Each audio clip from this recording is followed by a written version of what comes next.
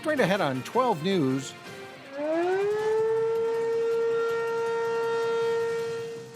A familiar sound with a high-tech twist. What's different about Hennepin County's severe weather sirens? Then, the iconic Red Door is now here in the Twin Cities, but what exactly is the Gilda's Club? We'll tell you more coming up next.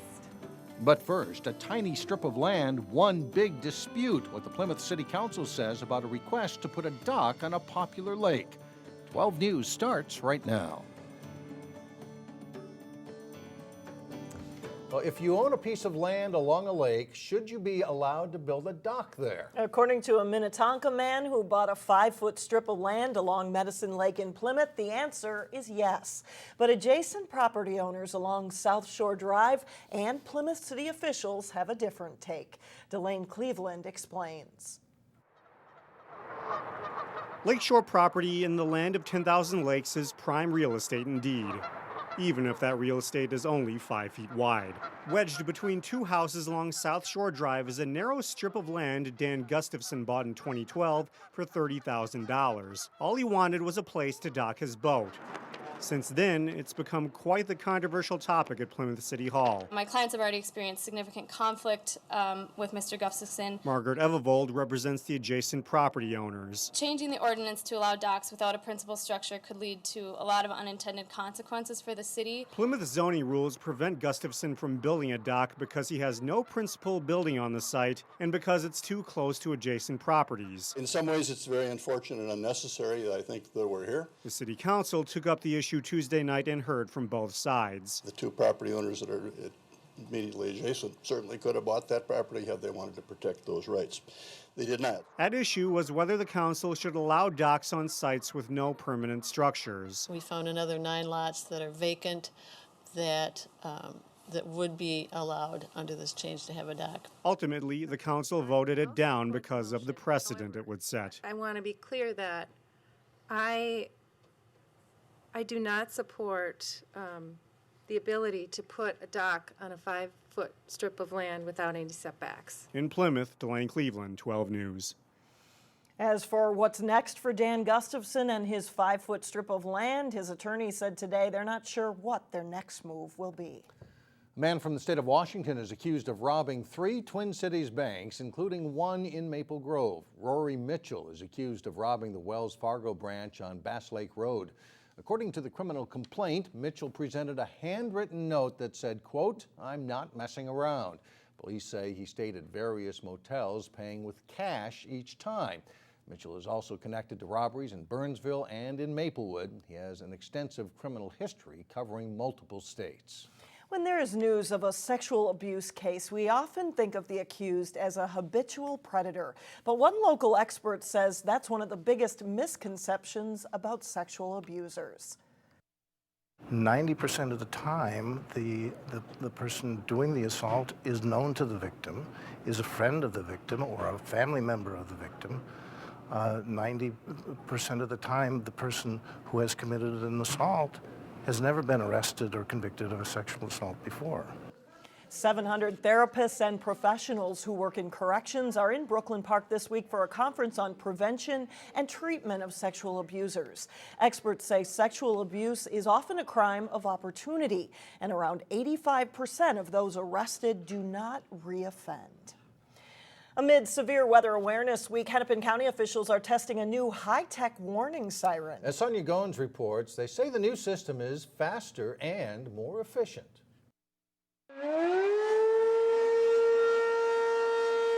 We've all heard this sound before. Tornado sirens mean severe weather is brewing in the skies. Hello, 911. This Golden Valley 911 call center is the hub for the sirens. This is the old system I was telling you before. We have 4 zones. For decades, they've used this system to sound the sirens. This is 1970s technology. It's been tried and true. We've never had any issues with it. Now Hennepin County is using a new software program called Weather Warn. With the new system, we'll have 6 different locations. The colorful squares on the screen show the location of sirens. All the cities are numbered. It allows them to pinpoint the sirens, alerting only residents affected by severe weather. We're getting weather moving towards Brooklyn Park. There's no need to set up the sirens here in Rogers or Dayton. The new sirens divide the county up into 20 regions and can be activated by the National Weather Service or manually by computer. Previously, sirens were set off in 4 broader regions. Now, officials are hoping the new system will cause more people to be proactive when they hear the sirens, instead of ignoring them. They won't notice any change. The sirens will still sound the exact same way. The only real difference is how they're receiving the signal. It's a radio frequency that goes to the sirens that tells them, hey, you need to sound, and this is the tone it needs to use. They're hoping people will avoid tragedy like the deadly Minneapolis tornado that touched down 3 years ago. We want them to know that when these are going off, there's a reason they're going off, and you need to take shelter. In Golden Valley, Sonia Goins, 12 News. And on Thursday, Hennepin County is scheduled to test the sirens at 1:45 in the afternoon and 6:55 in the evening. There is a battle going on in Plymouth to save trees from the emerald ash borer. The insect hasn't reached the city yet, but it was found in Minneapolis, 10 miles from Plymouth's border. To protect large ash trees along boulevards and in parks, the City Council approved treating 450 trees next month on the city's east side. The Plymouth Forester says the insect will still arrive in Plymouth, but treatment now will protect some of the largest trees. It's going to just eat every ash tree it can find. And it's just its normal pattern. That's what it does. We're going to try and we're going to put the pesticide into the tree, so when it's feeding, it's going to kill itself, and those trees will be protected. The treatment lasts 2 years and will cost Plymouth $26,000. Residents will get notice if their ash tree will be treated. Fighting a chronic illness like cancer can no doubt be a scary and isolating experience. But volunteers at a new support center say it doesn't have to be. Gilda's Club opened today in Minnetonka, and as Cassie Bonstrom reports, it's a place to help thousands of local cancer patients through the difficult journey. For 4 years, Vicki Ross of Maple Grove has volunteered her time to bring a cancer support center to the Twin Cities. It's like a big hug, this place is. She put her heart and soul into the project, never expecting that along the way, she too would be diagnosed with cancer. Nobody understands until they've been there. Now, as Gilda's Club prepares to open, Vicki is ready to give others the same support her fellow volunteers have given her. Everything that we're involved in, there's lots of laughter and lots of joy. Gilda's Clubs are named after SNL comedian Gilda Radner, who died of ovarian cancer in 1989. There are now over 50 around the country, all with iconic bright red doors. They're meant to be centers for friendship, support, and healing. People spend about 30% of their time when going through cancer, about 30% of the time in hospitals and clinics and with doctors and all of those things. 70% of their time they're left alone to figure out, what am I going to do? That's what Gilda's Club is for. It's for that 70% of the time. The center has rooms for support groups, a library. This is really a fun space. Even an art studio and a full kitchen for cooking classes. There's plenty of space for children, teens, family, and friends who need support as well. We really have an offering for whatever your need might be, because we know support is not a one-size-fits-all. Vicki was a committed volunteer before her diagnosis, but now she knows firsthand just how important it is to have a network like this. When you're with people like this and in this lovely environment, it's like, okay, I can do this. I can do this. Because I'm not alone. She's hoping to get out of the Cancer Club soon, but her membership with Gilda's Club, she suspects, is permanent. It's that sense of belonging. And there are people who aren't as blessed, who don't have the circle of friends or don't have the family. Well, now they do. In Minnetonka, I'm Cassie Bonstrom, 12 News. Coming up, what could save you money on your next vacation? 12 Money Savers sorts through airline credit cards next. And later in sports, defending state champion Wayzata takes on a big rival in boys tennis. But first, the rain continues. It could be heavy at times on Thursday.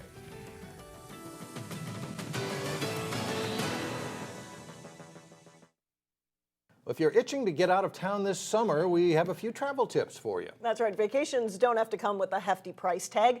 Reporter Shannon Slatton shares a few pointers in today's Money Savers. The first step in planning any vacation is, of course, to research and budget. But there's one travel tip to consider that's changed in recent years.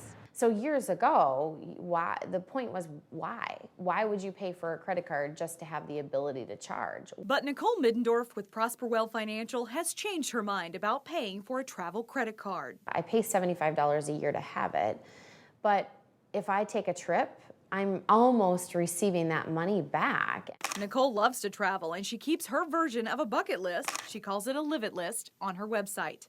Because she likes to travel, she says her travel credit cards are worth it. Nicole says treat the decision to get a travel credit card like you would any investment. And you want to look at net, what are you ending up with? So if you spend $75, but over the period of the year, you save $300 in baggage fees, that's worth it.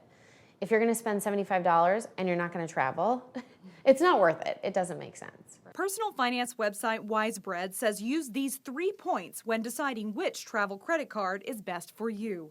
First, value. What's the return on your investment? Then, flexibility. When you can use free miles is often restrictive. Can you use the miles or points at a convenient time for your family? Third, cost and fees. A reasonable card should have fees that are offset by benefits. For example, does the card help cut baggage costs or even foreign transaction fees? And finally, consider where you travel frequently. Getting a card associated with an airline that flies to your vacation hotspot might be your best bet. For Money Savers, Shannon Slatton, 12 News. Coming up, a big night of music planned in Plymouth, and we're not talking about the annual Music in Plymouth event. But first in sports, the Park Center baseball team looks to take down one of the state's best. John Jacobson is in next with the highlights.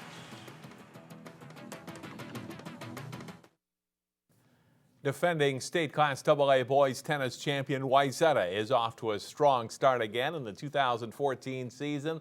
The Trojans took on another Lake Conference power Tuesday. Edina paying a visit to Wayzata for this one. At number 1 singles, Max Olson serves for Edina. Nick Beatty's strong forehand return nets him the point. Beatty wins at 6-4, 6-2 for the Trojans. To first doubles, and Wayzata's Jake Strom and Steele Kowalczyk take the point and the match against Michael Thompson and Michael O'Neill. At number 2 singles, Wayzata's Hank Lee is in the near court against Mirza Humovic, and it's Lee getting his opponent to move side to side, and he uses the drop shot, and Lee will take the point here. The number 2 doubles now, a nice return, helps Wayzata's Jack Garvey and Joe Haugen win the point from Noah Anderson and Adi Hall. Third singles play, Wayzata's Sam Tyson in the near court, a fast-paced point against Jordan Shank. Tyson takes the point, and Wayzata goes on to win 6-1. Also, a correction from Monday's show. We said it was 7-0 Osseo over Brooklyn Center in boys tennis. The actual team score is 6-1 Osseo. Well, they've beaten their biggest rivals already this spring. Tuesday, Park Center's baseball team looked to take down a state power. The Pirates hosting defending state class 3A champion Mounds. Top of the second, Mounds Tucker Grand with fly ball down the right field line. Charlie Callahan hustles home. Grand with a triple, and it's 3-0 Mustangs. But in the fourth, with 2 outs, bottom of the order helps rally the Pirates. Andy Brown's base hit scores Danny Martinez and Carson Saline. Then Danny Savanich singles through the hole, scoring Corbin Kraus and giving the Pirates a 4-3 lead. Top of the fifth, 1 on. Mounds Sam Henches gets a hold of this one. A towering fly ball to center, but Tyler Stroh runs it down at the fence, and the inning is over. Bottom of the fifth, Austin Ledeen with a base hit for PC scores Stroh, and it's 5-3 Pirates. And the Park Center defense shuts down Moundsview in the 6th and 7th innings.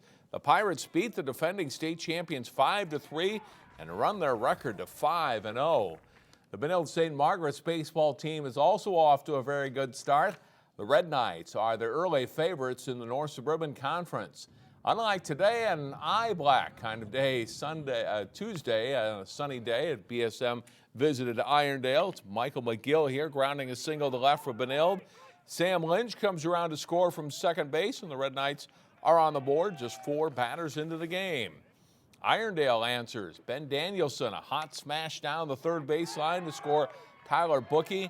The Knights tied up 1-1 after an inning. Nice glove work here. The grounder up the middle. Looks like it'll get through, but shortstop Keaton Studser makes the diving stop and gets the out to save a run. Not to be outdone, And this guy looks like he might make a pretty good outfielder as well. Back to the highlights. Third inning, Benilde's Michael Kaminsky bloops a hit. In between first and second, Studsrud scores the second run of the inning for the Red Knights. An inning later, they get two more. Studsrud's hit to right brings home Colin Polarek, and Benilde improves to 7-0 on the season with a 5-2 win. After a non-conference shutout loss to Eden Prairie on Monday, the Osseo softball team was looking to bounce back against district rival Park Center. The Pirates were coming off their first win of the season on Monday. These two meeting under the lights at Osseo in a Northwest Suburban Conference game. Bottom of the second inning, Osseo's Kelly Auer singles into right field. Courtney Calkins comes around to score, and it's 1-0 Orioles after 2. The Pirates got some base runners in this game, but Calkins recorded some big outs along the way, including this strikeout of Nanny Adamich to end the top of the fourth. Bottom of the fourth, Calkins at the plate and gets a hold of one, tagging it to the fence in right center field. The Orioles junior into second base with a leadoff double. But Pirates pitcher Jillian Rosby is solid too. She strikes out Faith Lovecheck with two runners aboard to end the inning. But Calkins holds her lead. She'll get another strikeout, giving her 8 in the game. This one ends the game. Osseo shuts out Park Center 1-0. And that's a look at sports for today. All right, thanks, John. Still ahead, a brand new music event in Plymouth. Who's playing and how you can get tickets when we come back.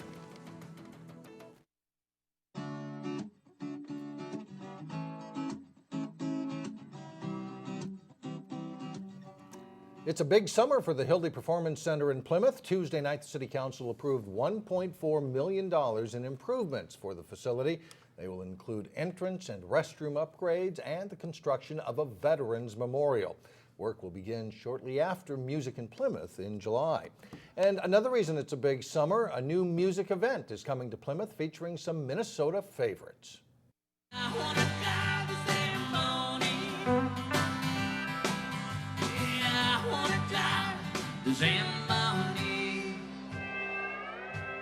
Yes, I do. That's right, the Gear Daddies will be live at the Hilde this summer. They'll perform Friday night, June 6th. Also playing at the Hilde that night will be Gary Loris and Karen Grotberg of the Jayhawks. Tickets are $37. You can buy them at etix.com or at the Electric Fetus Music Store in Minneapolis. Good summer for some live music in Plymouth. We are looking forward to summer. This should be fun. Good, a lot of fun. Yeah. That does it for us. Thanks so much for joining us. Stay with us. Community Corner coming up next. We'll see you again tomorrow.